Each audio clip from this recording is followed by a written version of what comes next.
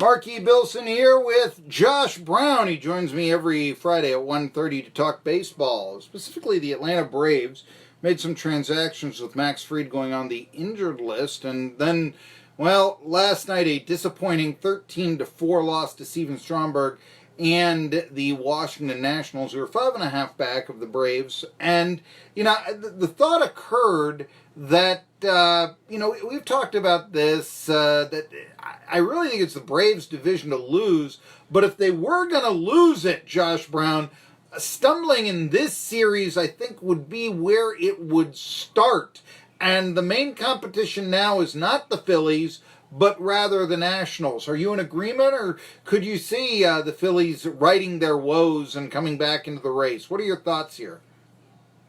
Yeah, I think the Nationals are the only threat in the division for sure. I don't think the Phillies figure anything out, no matter what they do during the trade line. I really don't. I think they're kind of lost cause this year. But yeah, the Nationals are good. They're really good. They're actually better now that they don't have Bryce Harper. Fun fact. And their pitching is outstanding. And I think that, I think that the Braves are still going to win the division. But I do think they need, as I say every week, I think they need one more guy in the starting rotation. And again, I don't know if that's internal or external. And I really don't think last night was an indictment on Kyle Wright. He's so young. I think he's still fantastic. I think he's going to be very good. I really do think that. I mean, he wasn't a number one pick for no reason.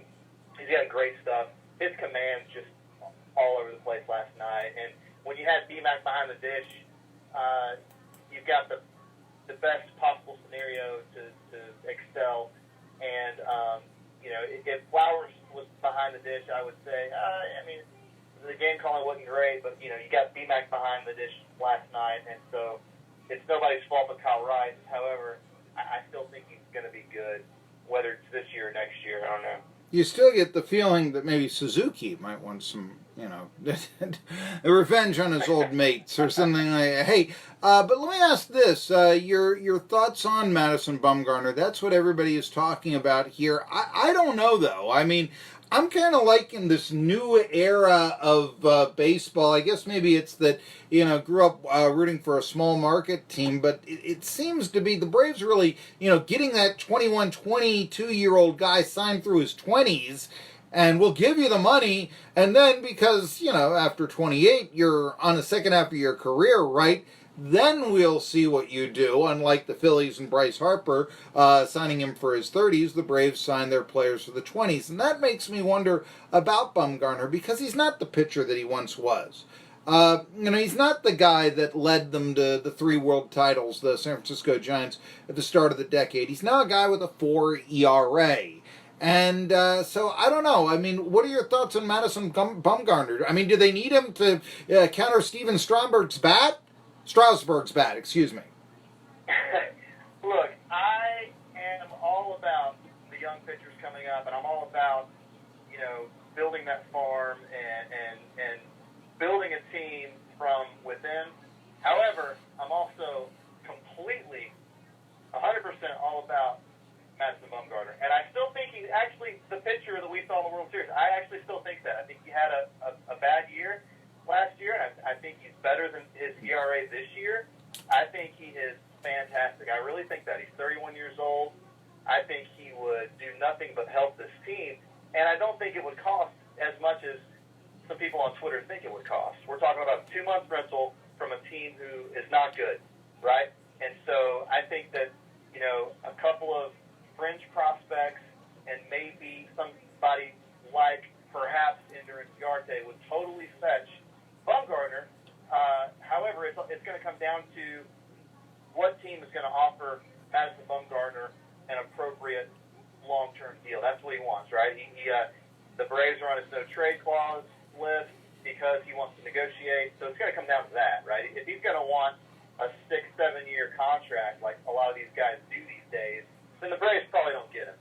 But if he wants like a reasonable 3-4-year deal, I think the Braves could go after him. I really do. He grew up a Braves fan. He's made it known, actually, that he would like to play for the Braves. He's from Hickory, North Carolina. Mm-hmm. And I really still think, despite the numbers, I think he's better than his ERA this year. Is he as good as World Series MadBum? Maybe not, but he's almost as good as that guy, I think, which makes him better than most pitchers on the Braves now.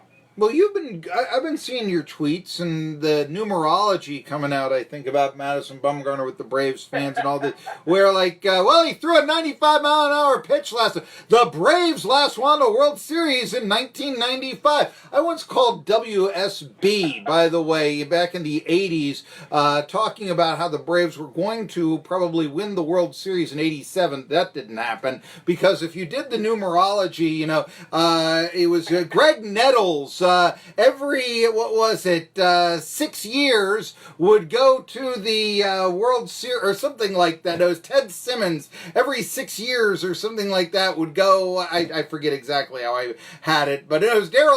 I forget it. I've forgotten my numerology with the Braves and why they would they would do so well. But that was one of the things that they had all these players that if you looked at every 3 years they made the World Series. Every 6 years they made the World Series, and it was all going to add up for 87 and all that. Well, that didn't work out. But no, what is some of the numerology surrounding Bumgarner and the Braves? There is none. It's a bunch of BS. Anything I put on Twitter. All right, it's good to know. Anyway. The only time I'm serious about baseball is on this show with you, Marky. Well, good. Everything else, yeah. So I'm here. I'm a professional on your show. On Twitter, I'm not. He's the former Rome Braves reporter. Yes, anyway. Yes. Speaking of that, Patrick Weigel just got called up. Oh. To the Atlanta Braves. Okay. 2 hours ago. So that's super exciting. Part of the 2016 Rome Braves squad, starting rotation. He's 6'7", and he throws really, really, really hard. Where do you foresee him fitting into the Braves staff? If you asked me a year or two ago, I would have just thought starting rotation. But they've kind of been grooming him as a bullpen guy, which I don't think is a bad thing. He's walked a lot of guys this year in AAA, which I don't know if I put a lot of stock into that. They're going to put him in the bullpen, I think. I could be wrong, but I think that's what they're going to do. But the guy is a strikeout machine, throws super hard. I remember in Rome that summer in 2016, he was throwing 100, 102 in like the 6th, 7th inning as a starter, as a maybe like a 20-year-old, and in low A, which was just insane. Mm-hmm. It was just unfair. So I'm excited about him. Big guy. I was there one day when his grandmother came to town to watch him start, and that was funny because he forgot how to pitch because his grandmother was there. I think he got nervous, but yeah. Well, his grandmother was actually, and I know you've done this on Knockahoma Nation. You've talked to the parents of some of the players, and when you're covering in the minor leagues, that does actually come about and be a very good source because the parents will brag on their sons that maybe the sons will be a little more humble about or something. So, he threw 3 perfect games in high school and all that. You got to call the high school up and verify that. I mean, don't get me wrong, but you probably weren't going to find that out. And and so I mean that is a good source of information, that sort of thing, when you're doing minor league baseball, as our guest Josh Brown did with the Rome Braves. What was the newspaper's name in Rome again? The Rome News Tribune. Oh, okay. And I also did stuff for All On Georgia, which is an online news website in Georgia. That's where it's going. Yeah, one of the fun things about that experience was, you're right, you meet a lot of the players' parents and grandparents and stuff. Mike Soroka's mom still follows me on Twitter. She's fantastic. I got to know Tyler Nozloni's parents and Austin Riley's grandparents from Mississippi. It's kind of cool. My thing was Ryan Darr's girlfriend. Ryan Darr was the third baseman of the Johnson City Cardinals in 1997, who had come over from California and was wearing orange shoes. Well, if you're in Tennessee and a woman is wearing orange shoes, I mean, you've got... and a lengthy, friendly conversation ensued that current voice of the Bucks, Jay Santos, actually commented on.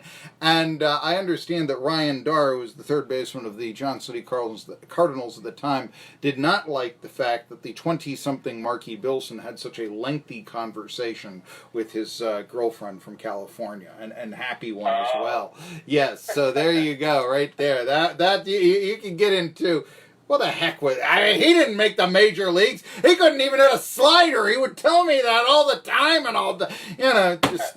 so I don't know what happened there. Weird stuff at the lower levels of minors. You see weird stuff like that. You also see, like, the game score go over the final games and plays with the managers and stuff sometimes. Mm-hmm. And you'll see questionable things happen. Like, you'll see a manager be like, Don't make that an error. Come on. That happened so many. We had, somebody, coaches will come to the box. Absolutely. I remember one time saying, "Could you change this to an error?" And they said, "Well, it was a little bit." And he said, "Well, it might mean his job. It's the difference between 9 earned runs and not." Okay. Right.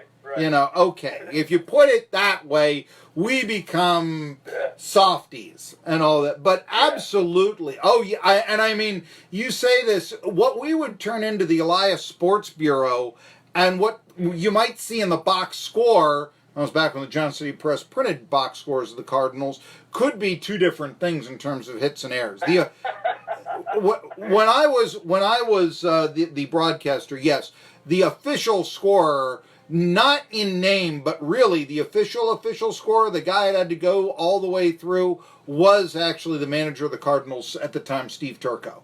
Absolutely, because we would get these, and all the. Well, I always was like, don't give it into him. He's just a crab anyway. No, we have to do it that way. And so I've lived my sometimes up and down career around here, saying that I didn't want to give in those ways and all that. Can you stay with me until 2 o'clock here, Josh Brown of Knockahoma Nation? Yes, sir. Well, we'll be talking more about the Atlanta Braves and baseball in general when we return. Max Fried is on the disabled list, and Ender Inciarte is off of it. Tri-Cities Sports Now. I say Max Fried is on the disabled list. Anyway. It's the